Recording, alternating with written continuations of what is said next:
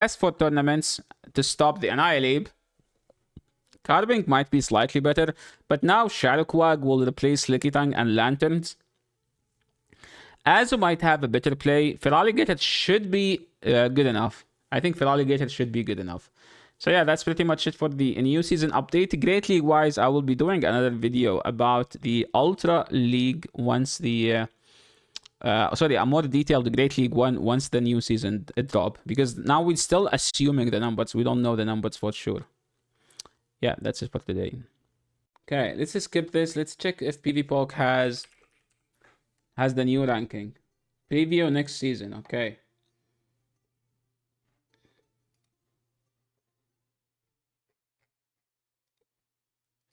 Okay, hello and welcome everyone again to another video. So in this video we will be taking a look at the next season next season ranking. Okay, since Whiscash Scald is getting a nerf, so we see that Shadow Whiscash is number 27 and Whiscash is number 42. That's like a massive drop. Like they are basically out of the rank now. What about Lantern? Lantern will become rank 32. If you are running Water Gun, it's slightly better than Spark. Spark is so bad that in a neutral matchup, it does same amount of DPE as Water Gun against Lantern. Like Lantern in the mirror, you're literally better running Water Gun.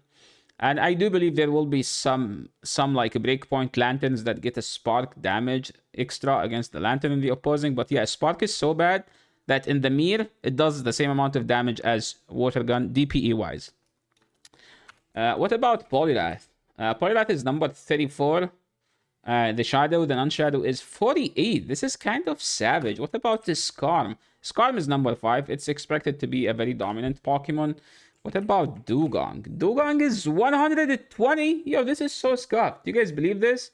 Wait, Scald is getting debuff? Yes, Scald, the nerf, the chance to land a debuff on the Scald is getting a massive nerf. I think it's 50 now. If it's 50, it goes to 13, I'm assuming. There is no way they make it 30. Is it 50 or 30, chat? It's 30, right? If it's 30, it goes to 13, which is basically 1 in 10 times, okay? What does that mean? That means your opponent will always get it and you will never get it. That's simply what it means. Annihilate is extremely dominant. I do believe that Annihilate is the most dominant Pokemon next season, followed by Gligar, and the only Pokemon that could stop them is literally Skarmory. Mandibuzz will have a decent play. Shadow Quagsire will have a decent play. So Shadow Quagsire basically will replace the Mud Boys, the Whiscash. It goes from 50 to 30. I mean, that's still a high chance, to be honest. 30 chance for a move that does lots of damage is already a lot. It should be 13 at max. Feraligatr will have a decent spot, especially with the nerf to Lantern, because Feraligatr now has like the worst matchup for Feraligatr is literally Lantern. As a matchup is playable. It's bad, but it's playable. Lantern matchup is just straight bad. Lickitung will still be as good, as effective. So yes, Licky will not be out of the meta because the most dominant 3 are Annihilate, Skarmory, Gligar. You are neutral into the 3. All of those. Oxy will stop them. Uxie. Isn't Uxie bad? Confusion, Future Sight is Swift. Wait, yo. Blue Dox might be thinking here. Like, because Swift is getting a buff. So Confusion is Swift. Single move. You don't need a second move. If you are in 300 elo, I think you have a play. Because Swift is getting a buff. It's going to be cheaper, basically. Guzzlord, my boy. I don't know how I feel about Guzzlord. Because Skarm, Annihilate, Gligar, they all have a positive matchup into Guzzlord. I do believe that... Okay, let me do this. I don't think I can do Sims on the new move, so we have to wait. Is it better to run Guzzlord with Crunch or Brutal Swing? Because the Brutal Swing gives you a better play into whatchamacallit. Brutal Swing gives you a better play into Skarmory. So I built Poly for no reason. No, yo, C5. Poly is still good. Polyrath is good mainly because it has counter. So now, you know, in these neutral matchups where you throw Scald because it does damage more than Icy Wind, now you just throw Icy Wind. So it's still as good. Clodsire, I think Clodsire will have a slightly better play, but again, it needs a buff. It needs a buff. Give it Poison Jab or Surf or both. For that will be fine. Icy Wind over again. Exactly, just go straight Icy Wind.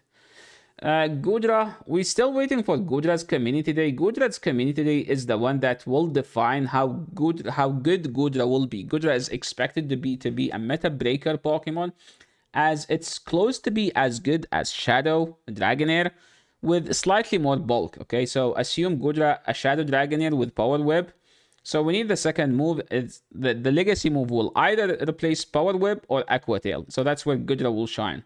More importantly, once they release Shadow Gudra, that's going to be a very decent dragon, Shadow Gudra. Pelipper, I don't know how I feel about it. The problem with Pelipper is that it doesn't have stats to fight back.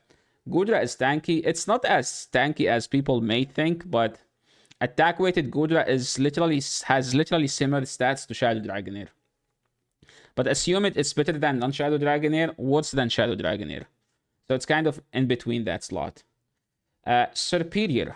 I don't think Serperior... The problem with Serperior is that Skarmory exists in the meta. Like, Serperior wouldn't mind the Gligar, but it does mind the Skarmory. So the only problem with Serperior in the meta right now is Skarmory. Hackerman, Hackmo-O. Hackmo-O is the best replacement for Guzzlord. So the problem with Hackmo is that whatever you want to use Hackmo for, Guzzlord can do it better. Okay, the only difference is steel matchups. Hackmo would still beat Bastiodon. But that's the only difference. Other than that, Guzzlord is just better to use. Stronger Leg Season, Lickitung, pretty much. Lickitung will be slightly better. So, what's the team options going forward? It's going to be Annihilate +2. Like, choose 2 with Annihilate. Or the Skarmory with 2 Annihilate counters. Trevenant, Seed Bomb got a buff. Okay, not the buff we wanted. What we wanted is make Seed Bomb 40 energy again. So, sorry. So, Seed Bomb will always be 5. What Niantic did is, it used to be 40 energy. They made it 45, which was a horrible decision because they made it similar energy to Frenzy Plant, which is the best grass charge move, but it does like 20 less damage. Let me show you. Moves. Let's go to grass. Charge move. Let's go to grass. So this is Frenzy. Frenzy has a DPE. DPE is the ratio between damage and energy, 2.2. And where is grass Seed Bomb? Okay, look at this. From 1.4 to 2.2, almost does double the damage. Okay. Double the damage for the same amount of energy. Look at this. One does 100 damage and require 45 energy. The other one does 65 damage into 45. So since it's 65, didn't Niantic say from 60 to 65? It's still bad. This is horrible. This is so bad. Look at this. 100 damage for 45. This one does 65 for 45 energy. Literally same energy, but does 35 less damage. That's how OP Frenzy Plant is, okay? We could say that. Steelix, I don't think it got any buff. Whiscash, so this is pretty much the list. What you care about is